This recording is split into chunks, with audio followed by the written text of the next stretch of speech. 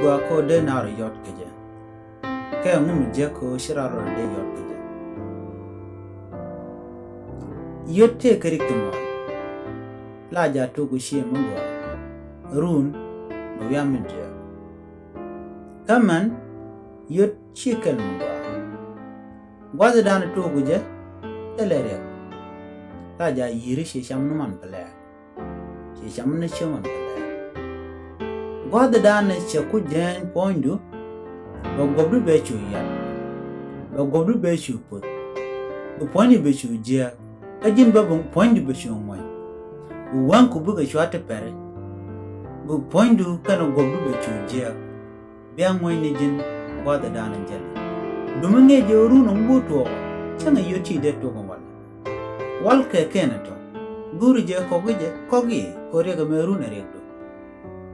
dumno ajilwe ka an wala amoda kana mi je kana to gaje mane yet ku be ka ta cha apon mo den mo boy man kula la rega long oru ngwa da na ci donke je ramudi du pointu be je bi amwenye tul pointu bi ci je ne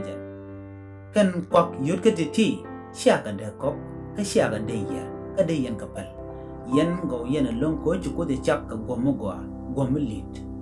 gobe ci ko de chak mo gomo go chuje goroto bile yan run bu je ka long adara ngwa bo len ni Michael Jackson ka je